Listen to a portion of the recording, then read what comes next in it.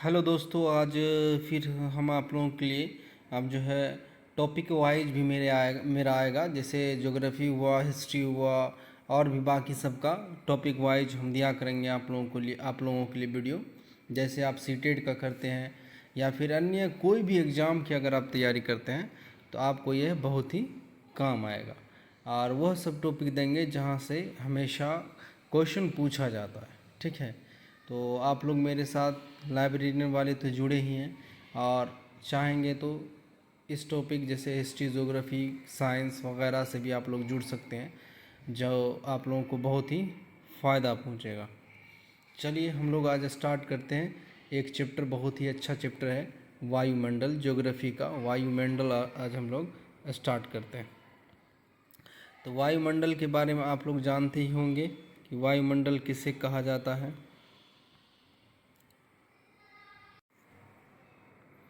तो वायुमंडल के बारे में चलिए हम लोग बात करते हैं।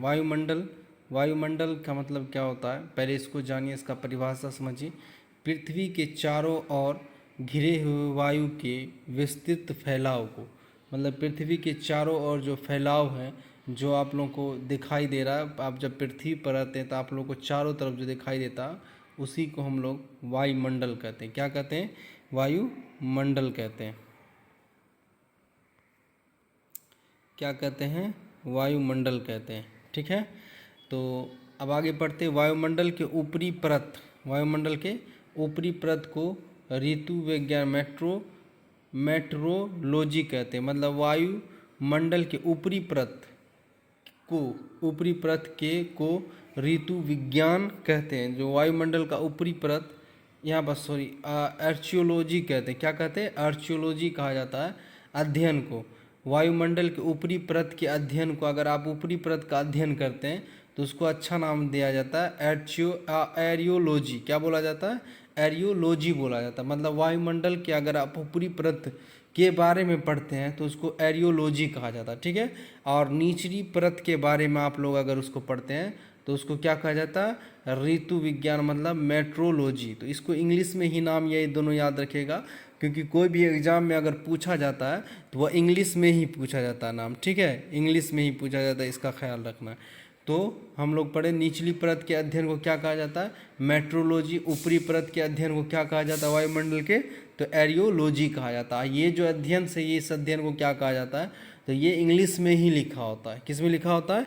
इंग्लिश में लिखा होता है। उसके बाद आगे की बात करते हैं। वायु पृथ्वी के द्रव्यमान का अधिक भाग है। मतलब वायु जो है पृथ्वी के द्रव्यमान का अभिन्न भाग है, और तथा इनके कुल द्रव्यमान का 99% पृथ्वी के सतह से 32 किलोमीटर की ऊंचाई तक स्थित है। मतलब कुल मिला के यहाँ पास क्या बात है कि इनका कुल द्रव्यमान जो वायुमंडल जो है उसका कुल द्रव्यमान का 99% पृथ्वी की सतह से 32 किलोमीटर ऊंचाई तक स्थित है। बस पृथ्वी से 32 किलोमीटर ऊंचाई जाएगा तो इतना तक 99% मौजूद है। ठीक है, वायुमंडल। उसके बाद चलिए, अब वायुमंडल में जो जो पाया जाता है, जिसके बारे में हम लोग देखते हैं, मतलब सुनते हैं, उसके बारे में पढ़ते हैं। तो वायुमंडल में पाए जाने वाले महत्वपूर्ण गैसों के बारे में हम लोग पढ़ते हैं। ठीक है, वायुमंडल हम लोग पहचान गए। पृथ्वी के विस्तृत फैलाव को हम, पृथ्वी पर के चारों ओर जो फैलाव है उसी को हम लोग वायुमंडल कहते हैं। वायुमंडल के निचली परत को अगर हम पढ़ेंगे तो उसके अध्ययन को आर्चियोलॉजी कहा जाता है, और वायुमंडल के निचली परत को अगर हम लोग पढ़ेंगे तो उसको क्या कहेंगे? मेट्रोलॉजी कहते हैं। क्या कहते हैं? मेट्रोलॉजी कहते हैं। चलिए ठीक है, अब आगे की और हम लोग देखते हैं गैस के बारे में। तो सबसे पहले गैस के बारे में अगर हम लोग पढ़ेंगे तो उस गैस का नाम है नाइट्रोजन। क्या नाम है? नाइट्रोजन गैस नाम है। कौन सा नाम है? नाइट्रोजन गैस है। तो नाइट्रोजन गैस किसे कहते हैं? इस गैस की प्रतिशत जो है मात्रा सभी गैसों से अधिक है। मतलब वायुमंडल में सबसे अधिक मात्रा में कौन सा गैस पाया जाता है? तो नाइट्रोजन पाया जाता है। कौन सा गैस पाया जाता है? नाइट्रोजन। नाइट्रोजन की उपस्थिति के कारण ही वायुदाब, पवने की शक्ति तथा प्रकाश के परिवर्तन का आभास होता है। मतलब नाइट्रोजन की मौजूदगी में, उपस्थिति के कारण ही वायुदाब का पता चलता है, पवनों की शक्ति का पता चलता है, प्रकाश में जो परावर्तन होता है उसका आभास जो होता है, ये सब किसके वजह से होता है? नाइट्रोजन की वजह से होता है। किसके वजह से होता है? नाइट्रोजन की वजह से होता है। तो ये सब पॉइंट बहुत ही इंपॉर्टेंट है, आप लोग याद रखिएगा।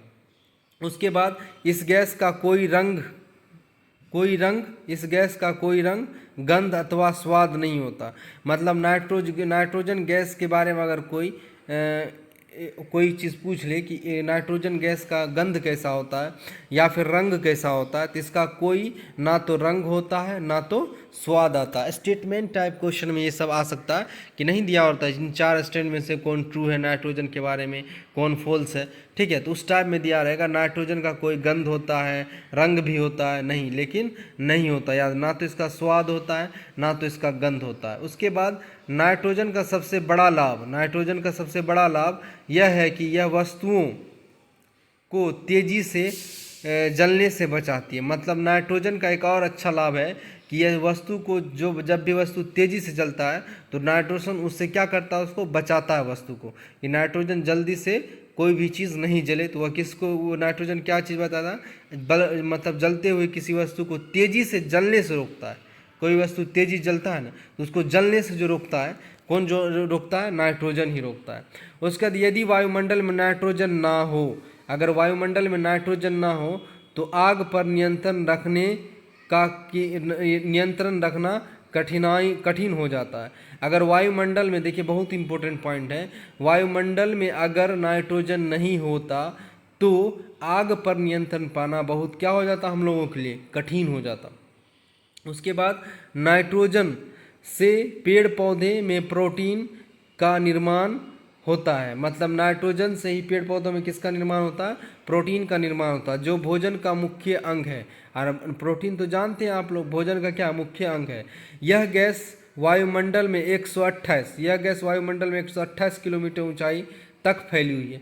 मतलब अगर बोले कि वायुमंडल में नाइट्रोजन गैस कितना किलोमीटर तक फैला हुआ है, तो क्या बोलना है? 128 किलोमीटर तक। कितना किलोमीटर तक? 128 किलोमीटर तक। तो इतना पॉइंट जो हम लोग पढ़े, सिर्फ किसके बारे में पढ़े? नाइट्रोजन के बारे में। तो याद रखिएगा, नाइट्रोजन का प्रतिशत भी याद रखना आप लोग को कि कितना प्रतिशत होता है? 78.8%। 78.8% अपने वायुमंडल में गैस में सबसे अधिक गैस कौन है? नाइट्रोजन है, जो 78.8% फैला हुआ है, ठीक है, 78.8%, ठीक है। तो नाइट्रोजन के बारे में आप पढ़े। अब चलिए नेक्स्ट गैस के बारे में पढ़ते हैं हम लोग। तो आप लोग अगर एक बार यहाँ देख लीजिए, उसके बाद इस चीज़ को अगर नोट वाइज आप उतार लीजिएगा तो कभी दिक्कत नहीं होगा नाइट्रोजन के बारे में, या जो टॉपिक हम दे देंगे उसके बारे में आप लोग को दिक्कत नहीं होने वाला है। उसके बाद जो वेरी इंपॉर्टेंट गैस है वह है ऑक्सीजन। वह क्या है? ऑक्सीजन है, ठीक है। चलिए हम लोग ऑक्सीजन के बारे में पढ़ते हैं। तो यह एक अन्य पदार्थ के साथ मिलकर जलने का कार्य करता है, मिलकर जलने का कार्य करती है। ऑक्सीजन जो है अन्य पदार्थों के साथ मिलकर जलने का कार्य करती है। बोला जाता है अगर कोई चीज़ जलता है तो ऑक्सीजन के उपस्थिति में जलता है, ऑक्सीजन के उपस्थिति में जलता है। यही बात यहाँ पर लिखा है कि किसी पदार्थ के साथ मिलकर क्या करता है काम? जलने का कार्य करता है, तो ऑक्सीजन है, ठीक है। ऑक्सीजन के अभाव से हम ईंधन नहीं जला सकते। अगर ऑक्सीजन नहीं है, अभी तुरंत न बोले थे हम, तो अगर ऑक्सीजन नहीं है या ऑक्सीजन की कमी है तो आप जो है किसी वस्तु को जला नहीं सकते, ठीक है। किसी वस्तु को ऑक्सीजन के कमी से या ऑक्सीजन की उपस्थिति अगर नहीं हो तो कोई वस्तु नहीं जल सकता है। उसके बाद है यह ऊर्जा का मुख्य स्रोत है। ऑक्सीजन क्या है? ऊर्जा का एक मुख्य स्रोत है, याद रखिएगा। ऑक्सीजन एक क्या? ऊर्जा का एक मुख्य स्रोत है।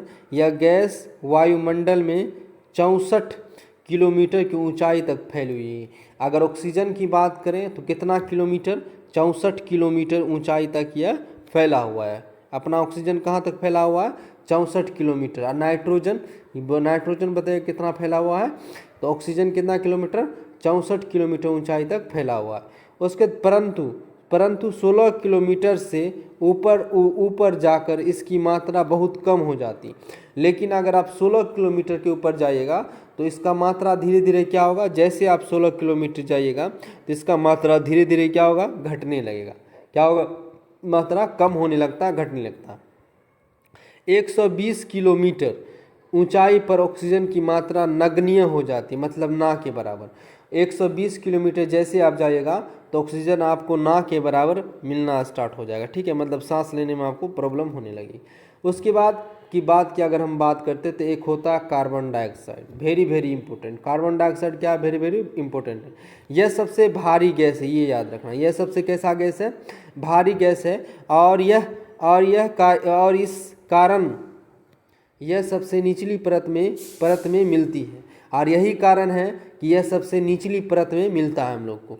यह अधिकांश विस्तार 32 किलोमीटर ऊंचाई तक है, मतलब इसका अधिकांश अगर देखिएगा तो सिर्फ 32 किलोमीटर ऊंचाई तक आपको मिलेगा। कौन, कार्बन डाइऑक्साइड, CO2। कौन, कार्बन डाइऑक्साइड, जिसको हम लोग CO2 भी कहते हैं, ठीक है। उसके बाद वैसे यह 90 किलोमीटर की ऊंचाई तक फैलाई जाती है। यह गैस सूर्य से आने वाली किरण के लिए परागमय तथा पृथ्वी से परावर्तन वाले विकिरण के लिए अपरागमय है। मतलब अगर किरण आ रही है पृथ्वी या ऊंचाई तक पाई जाने, यह गैस पृथ्वी से आने वाली किरण के लिए परागमय कैसा हो जाता है, परागमय तथा पृथ्वी से परावर्तन अगर होती परावर्तित होने वाली किरण के लिए क्या होता है, अपरागमय होता है। अतः यह कांच घर या पौधा घर के प्रभाव, मतलब आप लोग जिसको बोलते हैं ग्रीन हाउस के प्रभाव के लिए उत्तरदायी है, और वायुमंडल के निचले परत को गर्म रखती है। वायुमंडल के निचले परत को क्या रखती है, कौन क्या रखती है, गर्म रखती है। कौन, कार्बन डाइऑक्साइड। और ये भी याद रखना, यह कांच घर, क्या कौन सा घर, कांच घर या पौधा घर को प्रभावित करते हैं। मतलब ग्रीन हाउस इफेक्ट कौन करता है, कार्बन डाइऑक्साइड ही करता है, ठीक है, याद रखिए। जहाँ भी आए ग्रीन हाउस को इफेक्ट कौन करता है, तो अपना कार्बन डाइऑक्साइड करता है। उसके बाद आप लोग बात करेगा दूसरे गैस का आयतन वायुमंडल में स्थिर है, जबकि पिछले कुछ दशकों से मुख्य जीवाश्म ईंधन की जलाए जाने के कारण कार्बन डाइऑक्साइड के आयतन लगातार वृद्धि हो रहा। मतलब दूसरा गैस की अगर हम लोग बात करें तो उसमें स्थिर है, वो क्या है, जैसे नाइट्रोजन 78.8% है तो वह स्थिर है, लेकिन कार्बन डाइऑक्साइड की अगर हम बात करें तो यह लगातार इसमें क्या हो रहा है, वृद्धि हो रहा है, लगातार क्या हो रहा है, वृद्धि आ रहा है, जिसके कारण आप लोग देख रहे हैं गर्मी भी ज़्यादा हो रही है, गर्मी भी क्या हो रही है, ज़्यादा हो रही है। तो कार्बन डाइऑक्साइड का आयतन क्या हो रहा है, लगातार वृद्धि आ रहा है। उसके बाद एक नोट करके है कि भूमि पृष्ठ परिवर्तित अवरक्त विकिरण के अवशोषण द्वारा भू वायुमंडल के तापमान में वृद्धि की प्रक्रिया को ग्रीन हाउस प्रभाव कहते हैं। नहीं बोले थे ग्रीन हाउस प्रभाव, तो क्या होता है, भू वायुमंडल के तापमान में वृद्धि की प्रक्रिया। अगर वायुमंडल, भू वायुमंडल जैसे अपने लोग जहाँ रहते हैं, अगर उसकी बात करें वहाँ तापमान में वृद्धि हो रहा है या वृद्धि हो रहा है इसकी प्रक्रिया में, तो वह किसको प्रभावित कर, प्रभाव कैसे हो रहा है, ग्रीन हाउस, किसके प्रभाव, इसी को कहते हैं हम लोग ग्रीन हाउस प्रभाव, ठीक है, ग्रीन हाउस प्रभाव कहते हैं, ठीक है। तो ये किसके वजह से होता है, तो अपने कार्बन डाइऑक्साइड के वजह से होता है, ठीक है। उसके बाद एक चीज़ और हम लोग पढ़ लेते हैं, उसके बाद यहाँ हम लोग देख लेते हैं थोड़ा सा अगर देखेंगे तो गैसों के बारे में हम लोग पढ़ लेते हैं, कितना प्रतिशत गैस पाया जाता है। तो गैस की बात करें तो नाइट्रोजन 78.8% और ऑक्सीजन की बात करेंगे तो 20.95, मतलब 20.95 जो है ऑक्सीजन की उपस्थिति।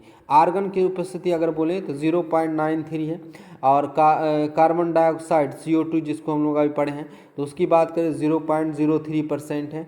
उसके बाद नियोन की बात करें 0.002 है। मतलब इस तरीक़ा से सबका। हाइड्रोजन की अगर बात करें तो 0.00005 है। तो आप लोग सबसे पहले इंपॉर्टेंट आप लोग दीजिएगा नाइट्रोजन को, तो नाइट्रोजन 78.8%। उसके बाद ऑक्सीजन को, तो ऑक्सीजन है कितना 20.95। उसके बाद आर्गन को नहीं, आर्गन को भी दे सकते हैं अगर याद रखें 0.93, लेकिन कार्बन डाइऑक्साइड को याद रखना 0.036 होता है, ठीक है। इसका परसेंट कितना का परसेंट आप लोग याद रखिएगा। चलिए अब हम लोग आगे जो गैस भाग की उसको पढ़ते हैं। हेलो दोस्तों, आज फिर आप उसके बाद हम जो बात किए थे गैस के बारे में, तो उसके बाद फिर से हम लोग बात करते हैं अब ओजोन गैस। किसके बारे में, ओजोन गैस के बारे में हम लोग बात करेंगे। तो ओजोन गैस के बारे में जो हम लोग बात करेंगे तो ओजोन क्या है, ओजोन नाम है। यह गैस ऑक्सीजन का ही एक विशेष रूप है, मतलब ओजोन गैस जो है एक ऑक्सीजन का ही क्या है, विशेष रूप है, ठीक है। और उसके बाद है यह वायुमंडल में अधिक ऊंचाई पर ही अति न्यूनतम मात्रा में मिलती है, मतलब ओजोन लेयर जो है वायुमंडल से अधिक ऊंचाई पर मिलता है। देखिए इसका मेन काम जो कलर किया हुआ वो ज़्यादा इम्पोर्टेंट है। यह सूर्य से आने वाली तेज पराबैंगनी विकिरण के कुछ अंश को अवशोषित कर लेती। क्या कर लेती? अवशोषित कर लेती। मतलब सूरज से जो पराबैंगनी किरण आता है, पराबैंगनी किरण का मतलब अल्ट्रा वायलेट रेडिएशन, सूरज से किरणें आती हैं तो उसमें अल्ट्रा वायलेट किरणें भी होती हैं जिसको हम लोग पराबैंगनी विकिरण कहते हैं। उसको यह क्या करती है, अवशोषित कर लेती है, एब्जॉर्ब कर लेती है, ठीक है। तो वो जो एब्जॉर्ब कर लेती है तो वह किरणें जो है अपने धरती पर, पृथ्वी पर नहीं आ पाती। अगर वो आ जाएगा तो उससे होता क्या है, स्किन कैंसर होने का डर होता है। तो उसके बाद यह 10 से 50 किलोमीटर ऊंचाई तक केंद्रित रहती है, मतलब यह 10 से 50 किलोमीटर ऊंचाई तक रहता है। वायुमंडल में ओजोन गैस की मात्रा में कमी होने से सूर्य की पराबैंगनी विकिरण अधिक मात्रा में पृथ्वी पर पहुँच कर, देखिए हम बोले थे ना, कैंसर जैसी भयानक बीमारी फैला सकती है। अगर पराबैंगनी विकिरण जो है वो अगर वह पृथ्वी पर पड़ेगा तो कैंसर होने का अभाव होता है, मतलब कैंसर जैसी बीमारी फैलने लगेगी अपनी पृथ्वी पर, ठीक है। तो वह उस पराबैंगनी किरणें को कौन बचाता है, तो ओजोन बचाता है। कौन सा बचाता है? ओजोन, जो 10 से 50 किलोमीटर ऊंचाई तक रहता है। उसके बाद है जलवाष्प। वायुमंडल में जलवाष्प, ओजोन के बारे में हो गया बात।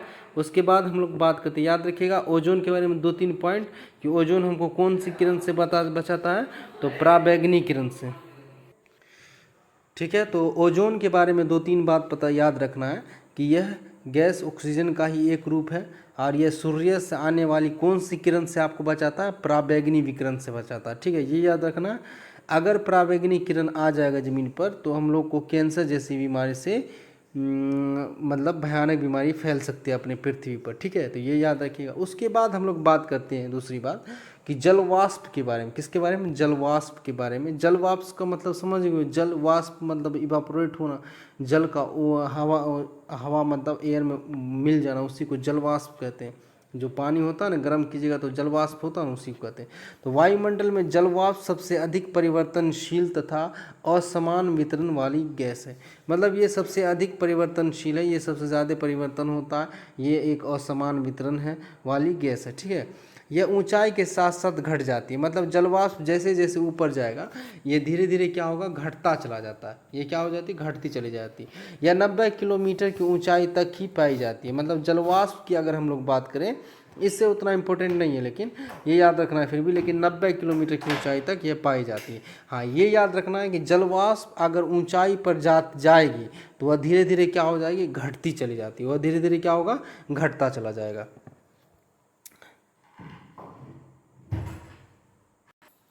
उसके बाद है संपूर्ण जलवाष्प का 90%, कितना प्रतिशत, संपूर्ण जलवाष्प का 90% भाग 8 किलोमीटर की ऊंचाई तक ही सीमित रहता है, मतलब संपूर्ण जितना जलवाष्प हुआ उसका 90% भाग जो है वो 8 किलोमीटर की ही ऊंचाई तक रहता है। इससे इसके सघनन होने के कारण बादल, वर्षा, कोहरा, ओस, तुषार, हिम आदि का निर्माण होता है। मतलब कुल मिला कहने का मतलब यही जलवाष्प के ही वजह से बादल बनता है, वर्षा होती है, कोहरा जो लगता है इसी के कारण होता है, ओस भी होता है, तुषार, हिमालय में दिखेगा तो इस सब चीज़ का निर्माण किसके वजह से होता है, तो जलवाष्प के ही वजह से होता है, ठीक है। ये विभिन्न प्रकार के तूफानों की जलवाष्प की से ही ऊर्जा प्राप्त होती है, मतलब ये विभिन्न प्रकार के तूफानों को जलवाष्प से ही ऊर्जा प्राप्त होती है। जलवाष्प सूर्य से आने वाले सूर्यास्त भाग में अवशोषित कर लेती है। अब ये सब चीज़ उतना इम्पोर्टेंट नहीं है। उसके बाद इस प्रकार का एक कंबल का काम करता है, मतलब जलवाष्प जो है एक प्रकार का किसका काम करता है, कंबल का, जिससे पृथ्वी पर ना तो अधिक गर्मी, ये इंपॉर्टेंट रखना कि ना तो अधिक गर्मी ना ही अधिक ठंडी हो सकती है, ठीक है। ना तो अधिक ठंडी होता है ना ही अधिक गर्मी होता है। तो ये कैसा काम करता है, एक कंबल की तरह काम करता है जलवाष्प। उसके बाद है कि वायुमंडल की स्थिरता भी जलवाष्प से नियंत्रण होती है। ये बहुत इंपॉर्टेंट पॉइंट है कि वायुमंडल की स्थिरता किससे मतलब नियंत्रण होती है, तो जलवाष्प से नियंत्रण होती है। तो स्टेटमेंट टाइप में ये हो सकता है कि लिखा होगा कि क्या वायुमंडल की स्थिरता भी जलवाष्प से नियंत्रण होती है, बिल्कुल सही स्टेटमेंट होगा ये, ठीक है। तो ये याद रखना है, पृथ्वी के ताप पर बनाए रखने के लिए उत्तरदायी हैं। मतलब पृथ्वी के ताप को बनाए रखने की, ताप जो गर्मी होता है उसको बनाए रखने को उत्तरदायी कार्बन डाइऑक्साइड एवं जलवाष्प भी है, याद रखिएगा, ठीक है। कार्बन डाइऑक्साइड एवं जलवाष्प भी लिया जाता है। अगर सिर्फ कार्बन डाइऑक्साइड और जलवाष्प दोनों होते तो आप दोनों को टिक कीजिएगा, ये याद रखिएगा, ठीक है। क्योंकि आपको मालूम है पीछे पढ़ा है, कार्बन डाइऑक्साइड अधिक होता है तो गर्मी क्या हो जाता है, बढ़ जाता है। तो ताप को नियंत्रण या उत्तरदायी जो अगर बात करेंगे तो कार्बन डाइऑक्साइड भी काम करता है और जलवाष्प भी इसके उत्तरदायी में काम करता है, ठीक है। उसका नीचे में नोट्स है, थोड़ा सा उसको देख लीजिए। जलवाष्प के अलावा सूर्य ताप तथा सौर विकिरण का अवशोषण ऑक्सीजन, ओजोन तथा कार्बन डाइऑक्साइड गैस करती है, ठीक है। जलवाष्प के अलावा सूर्य ताप हुआ या सौर का विकिरण हुआ, इन सब को अवशोषण, जो अवशोषण मतलब कि एब्जॉर्ब करना, ऑक्सीजन भी करता है, ओजोन भी करता है, ओजोन के बारे में बताएं, कार्बन डाइऑक्साइड गैस करती हैं, ये सब गैस भी करती हैं, ठीक है। उसके बाद हम लोग आगे बात करते हैं, तो ये सब हो गया। अब आगे देखते हैं क्या, धूलकण। तो धूलकण के बारे में भी आप लोग जानते हो कि जब वायुमंडल में रहते हैं तो धूलकण तो वायुमंडल में होना ही है। देखते हैं आप लोग धूलकण क्या, धूलकण प्राय वायुमंडल के निचले भाग में मौजूद होते हैं, बिल्कुल सही। धूलकण आप लोग देखते भी हैं, फिर भी ये सहनीय वायु प्रवाह ही काफ़ी ऊंचाई तक ले जाता है, इसको भी धूलकण। धूलकण के स्रोत क्या है, समुद्र का नमक। समुद्र जब पानी गर्म होता है तो जलवाष्प होता है तो उसके जरिए नमक पहुँचता है। महीन मिट्टी देखते हैं, धुएँ देखते हैं कि कलीमा, धुओं की कालीमा, राख, पराग, धूल एवं उल्काओं के टूटे हुए कण, ठीक है। उल्काओं कहते हैं जैसे कि कोई चीज़ ऊपर से टूटता है ना, समझ नहीं, तो टूटता हुआ तारा जैसे आप लोग बोलते हैं, वही उसी को बोलते हैं उल्काओं, ठीक है। तो उसको याद रखिएगा, तो वो सब कण होता है तो उसी को कहते हैं धूलकण। तो धूलकण का सबसे अधिक जमाव उपोष्ण तथा शीतोष्ण प्रदेशों में सूखी हवाओं के कारण होता है। तो धूलकण का सबसे अधिक जमाव कहाँ होता है, उपोष्ण के समय और शीतोष्ण के समय प्रदेशों में, जहाँ सूखी हवा, जहाँ कैसी हवा, सूखी हवा के कारण होता है। किसके कारण होता है, सूखी हवा के कारण होता है उपोष्ण और शीतोष्ण। उसके बाद धूल और नमक के कण आर्द्रताग्राही केंद्र की तरह कार्य करते हैं, ठीक है। धूल और नमक के कण आर्द्रताग्राही केंद्र की तरह कार्य करते हैं, जिसके चारों ओर जलवाष्प संघनित होकर मेघों का निर्माण करता है। किसका काम का निर्माण करता है, मेघों का निर्माण करता है, याद रखिएगा, ठीक है। तो ये याद रखना कि तो कौन दो मिलकर जलवाष्प संघनित होकर मेघों का निर्माण करता है, धूल से। उसके बाद है आकाश का रंग नीला। आकाश का रंग नीला धूलकण के कारण ही दिखाई देता है। तो आकाश का रंग अगर नीला बोले तो एक और कारण होता है, लेकिन याद रखिएगा धूलकण की वजह से भी आकाश का रंग कैसा नजर आता है, नीला नजर आता है, ठीक है। तो हम लोग धूलकण के भी बारे में पढ़ लिए, जो मोटी मोटी बात है उसको याद रखना है, उससे ज़्यादा बात को याद नहीं रखना है, ठीक है। आप लोग को पहले बता दिए, नाइट्रोजन याद रखना है, कार्बन डाइऑक्साइड, ऑक्सीजन याद रखना है, ठीक है। ये तीनों बहुत, ओजोन भी बहुत इंपॉर्टेंट है, ओजोन को भी आप लोग जरूर याद रखिए। चलिए हम लोग अब फिर से आगे बात करते हैं। तो आगे अगर आप आ जाएंगे तो जो हम लोग जैसे वायुमंडल पढ़ रहे हैं तो उसके प्रकार हैं, उसके क्या हैं, सबके प्रकार हैं। तो देखते हैं कौन कौन वायुमंडल। तो सबसे पहला अगर हम लोग देखेंगे तो पहला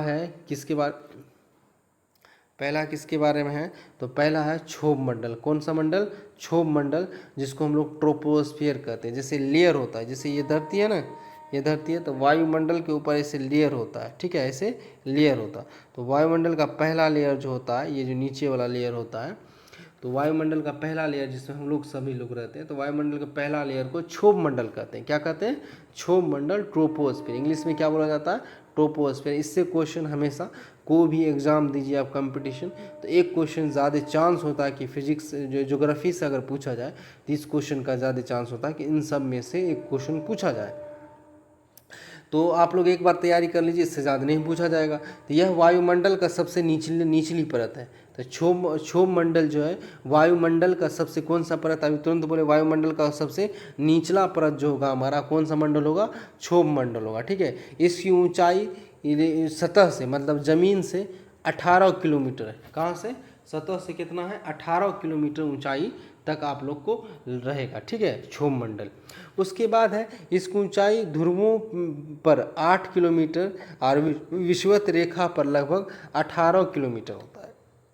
अब ध्रुव और विषुवत रेखा आप लोग को समझना पड़ेगा, वो ज्योग्राफी का जब आकार पड़ेगा ना उसमें दिखाई पड़ जाएगा आप लोग को कि विषुवत रेखा कहाँ पास होता है और उसके बाद विषुवत रेखा और ध्रुव कहाँ पास होता है।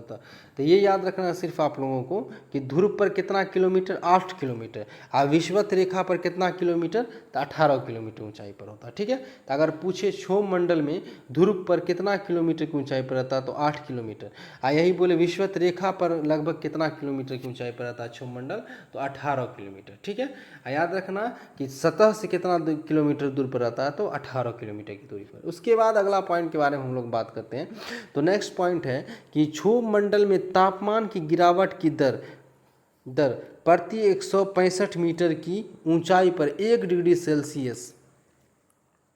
सेल्सियस अथवा 1 किलोमीटर की ऊंचाई पर, कितना किलोमीटर, 1 किलोमीटर की ऊंचाई पर 6.4 डिग्री सेल्सियस होती है।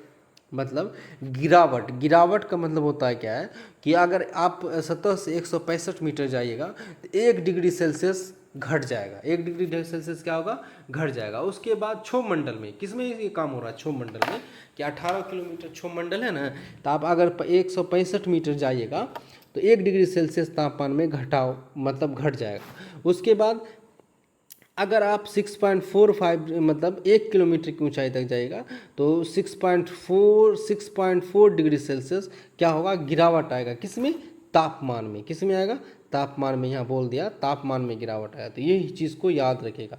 1 किलोमीटर में 6.4 डिग्री सेल्सियस और 165 मीटर में वो 1 डिग्री सेल्सियस। ठीक है, क्वेश्चन आएगा कि क्षोभ मंडल में 165 मीटर की दूरी ऊंचाई पर जाने पर तापमान में कितना डिग्री सेल्सियस का गिरावट आता है, तो 1 डिग्री सेल्सियस का, कितना, 1 डिग्री। ठीक है, तो उसी तरीक़ा से पूछा जाएगा कि क्षोभ मंडल में, अब इसको उल्टा पूछेगा कि क्षोभ मंडल में 6 डिग्री सेल्सियस का गिरावट आएगा कब, कितना किलोमीटर तक जाएगा, तो 1 किलोमीटर तक। ठीक है, तो इसका उल्टा ऐसे और ऐसे दोनों तरीक़ा से पूछा जा सकता है।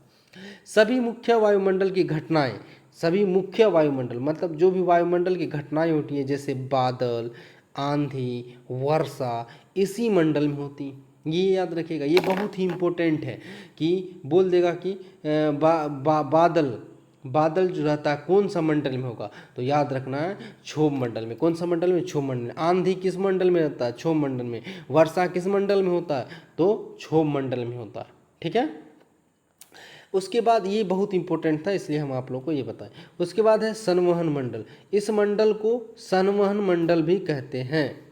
कौन सा मंडल, क्षोभ मंडल का दूसरा नाम क्या है, संवहन मंडल है, ये याद रखना है। क्षोभ मंडल का दूसरा नाम संवहन मंडल भी इसको कहा जाता है, क्योंकि संवहन धाराएं इसी मंडल की सीमा तक सीमित रहती है। इस मंडल को आधो मंडल भी कहते हैं। आप लोग इस मंडल को कौन सा मंडल कहते हैं, आधो मंडल भी कहते हैं। तो क्षोभ मंडल का 3 ठो नाम, एक संवहन मंडल, एक आधो मंडल, एक संवहन मंडल, एक आधो मंडल। ठीक है, तो क्षोभ मंडल को कौन सा मंडल कहा जाता है, संवहन मंडल भी कहा जाता है, आधो मंडल भी कहा जाता है।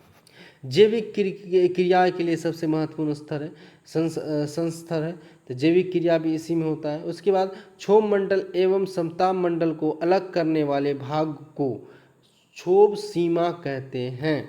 बहुत ही इम्पोर्टेंट, क्षोभ सीमा किसको कहते हैं, क्षोभ मंडल और समताप मंडल, 2 मंडल की बात हो रही है यहाँ। क्षोभ मंडल एक आगे पड़ेगा अभी समताप मंडल, तो इन दोनों मंडल के को अलग जो कोई रेखा करती है, जैसे मान लो ये रेखा, ये क्या है, रेखा। अब इधर क्षोभ मंडल, इधर क्या क्षोभ मंडल, इसके ऊपर है समताप मंडल। तो ये रेखा जो इन दोनों को अलग करता है, ये रेखा जो इन दोनों को क्या करता है, अलग करता है, तो उसी को हम लोग बोलते हैं क्षोभ सीमा।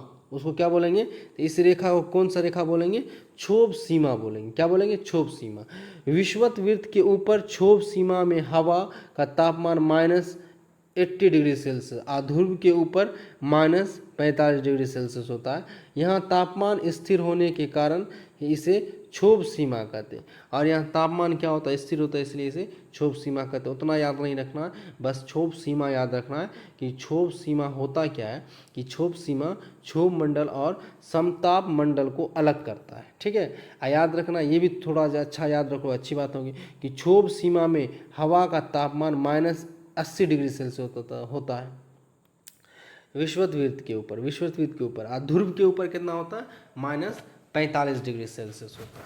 उसके बाद हम लोग अगला देखते हैं, अगला मंडल देखते हैं कि तो क्षोभ मंडल हो गया। अब नेक्स्ट मंडल की हम लोग बात करेंगे।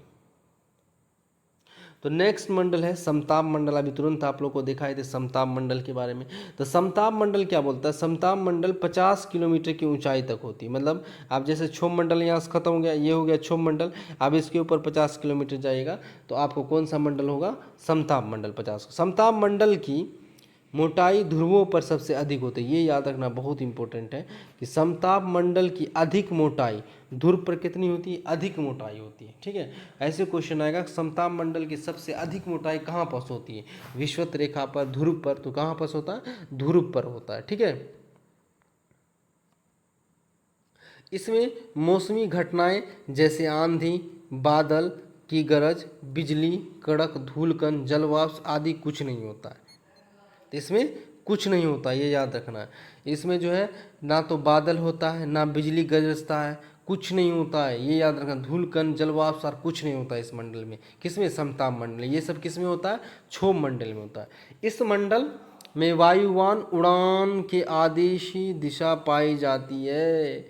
मतलब समताप मंडल में ही हमारा जहाज उड़ता है। किस में उड़ता है, समताप मंडल में। हमारा एरोप्लेन कहाँ उड़ता है, समताप मंडल में उड़ता है, क्षोभ मंडल में नहीं उड़ता, ये याद रखिएगा। ठीक है, ये सबसे इम्पोर्टेंट है। ठीक, उसके बाद है क्या है, मेघों का निर्माण।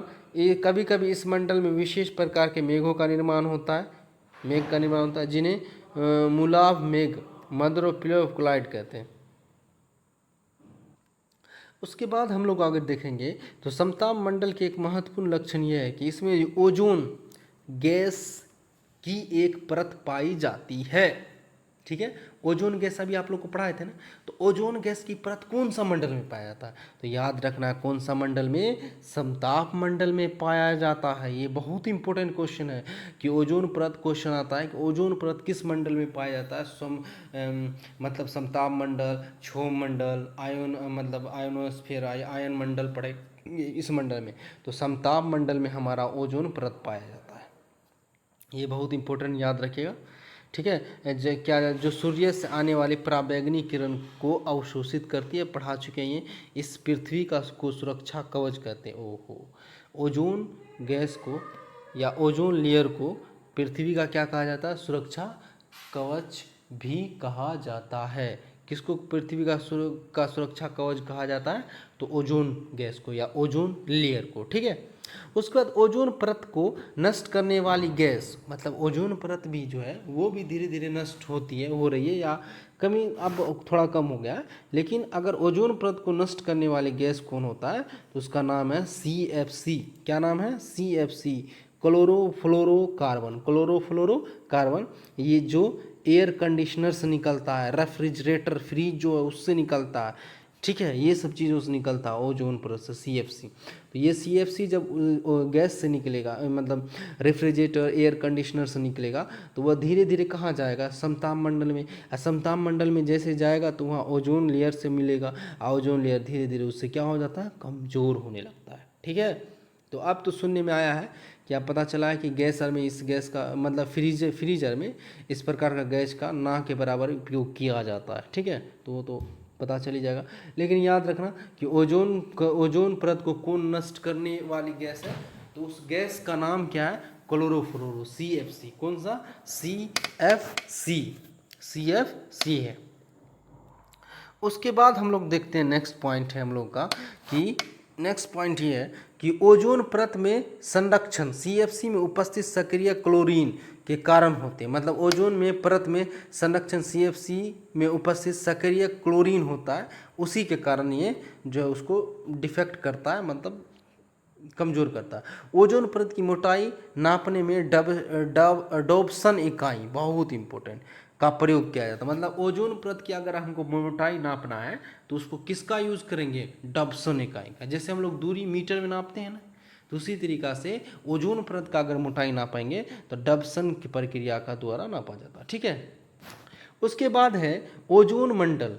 कुछ विद्वान को कहना है कि ओजोन मंडल एक तरह का मंडल ही है। ओजोन मंडल एक तरह का, जैसे समताप मंडल है, क्षोभ मंडल है, तो उसी तरीका से बोला है कुछ विद्वान कि ओजोन मंडल भी एक तरह का मंडल है। इसी की ऊंचाई 32 किलोमीटर से 60 किलोमीटर है।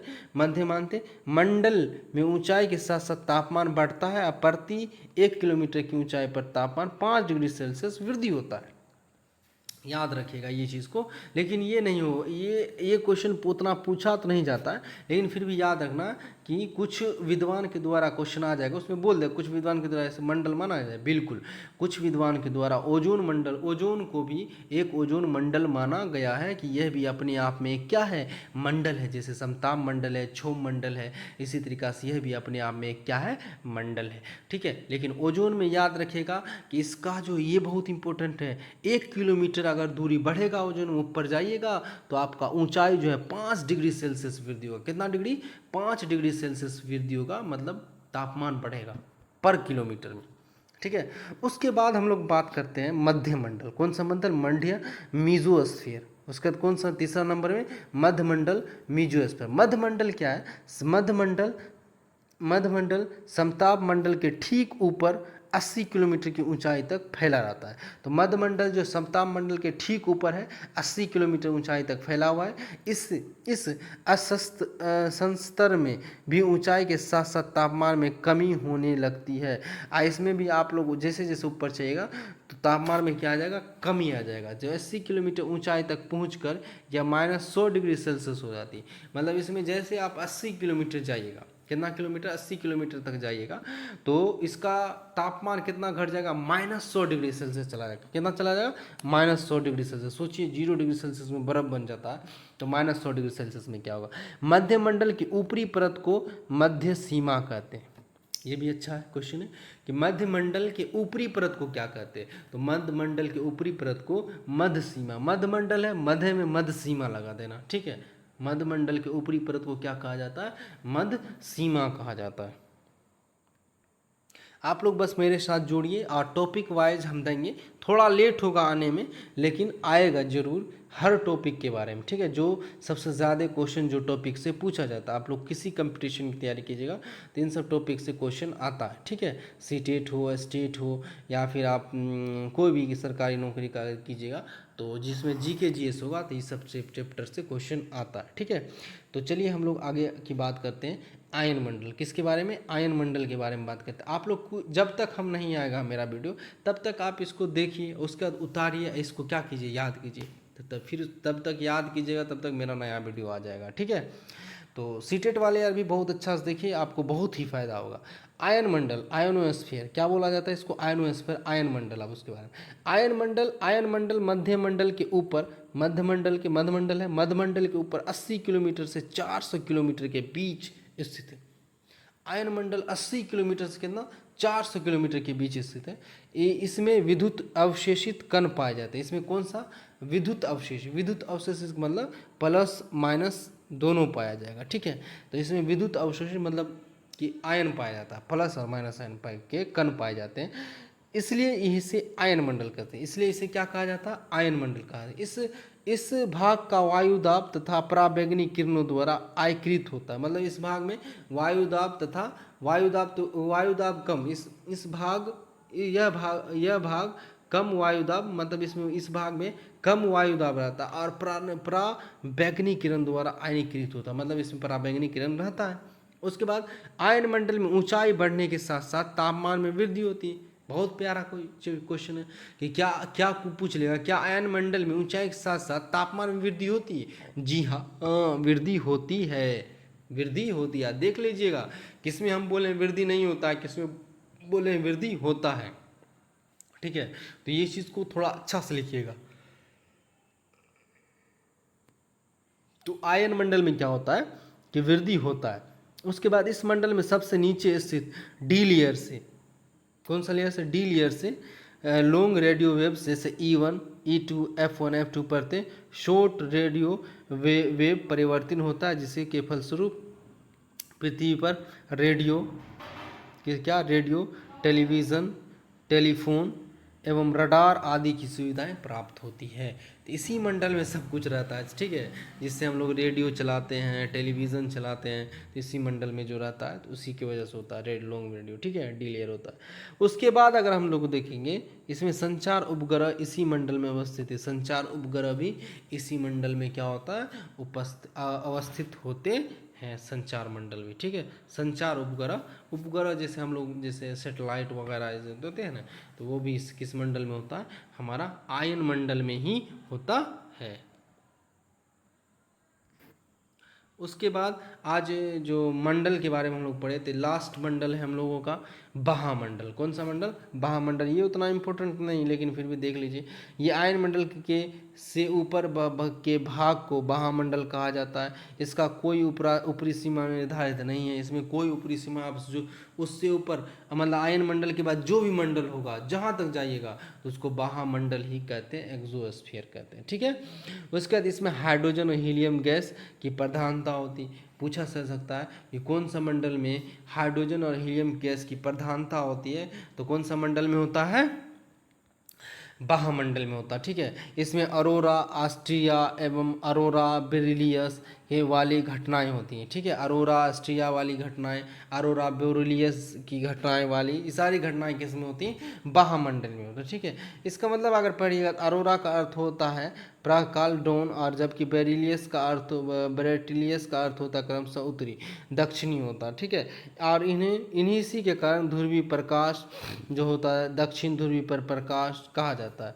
उसके बाद वास्तव में अरोरा ब्रह्मांडीय चमकते हुए प्रकाश होते हैं। यहाँ बस बोल दिया, वास्तव में अरोरा जो होता है एक चमकते हुआ, जैसे आप लोग चमकते हुए कोई चीज़ को देखते हैं ना, तो वो अरोरा ही होता है, जिनका निर्माण चुंबकीय तूफान तथा कारण सूर्य की सतह से विशेष इलेक्ट्रॉन तरंग के कारण से होता है, ठीक है। उसके बाद अरोरा ध्रुव अवकाश में लटके हुए विचित्र बहुरंगनी आतिशबाजी की तरह दिखाई देती है। ये प्राय आधी रात के समय दृष्टिगत होती है। तो आधी रात के समय आप इसको आसानी से दृष्टिगत देख सकते हैं, ठीक है। तो अरोरा की बात होगा, याद रखना, अरोरा की बात होगा या ऑस्ट्रियस की बात होगा, ब्रोयालिस की बात होगा, तो ये सारी घटनाएं किसमें होती हैं? महामंडल में होता है, ठीक है। वायुमंडल में सबसे ज़्यादा गैस पाए जाने वाली हाइड्रोजन और हीलियम होता है। तो आज हम लोग वायुमंडल जो है, एटमॉस्फेयर, हम लोग आज कंप्लीट कर दिए। और आप लोग मेरे चैनल को लाइक कीजिएगा, शेयर कीजिएगा, कमेंट कीजिएगा। कोई भी अगर देखना चाहते हैं तो इसको देख लीजिए, इससे ज़्यादा नहीं पूछा जाएगा मंडल से क्वेश्चन। और उसके बाद हम जो है इस मंडल वाला क्वेश्चन जो है एनसीईआरटी से भी चैप्टर में से लाएंगे, ठीक है। यहाँ से तो हम पढ़ा दिए, एनसीईआरटी से भी लाके आप लोगों को दिखा देंगे कि एनसीईआरटी में कहाँ तक है, ठीक है। तो इसका आप लोग को अनुभव हो जाएगा। आप लोग मेरे चैनल को लाइक कीजिएगा, कमेंट कीजिएगा, शेयर कीजिएगा, कमेंट जरूर कीजिएगा। जो भी कंपटीशन की तैयारी करते हैं, ये बहुत ही आप लोग को फ़ायदा पहुंचाएगा, ठीक है। और लाइक ज़रूर कीजिए, कमेंट कीजिए। और आप लोग का धन्यवाद देखने के लिए, बहुत बहुत शुक्रिया। और लाइक करने के लिए, देखने के लिए, शेयर करने के लिए, ठीक है। थैंक यू, बहुत बहुत शुक्रिया।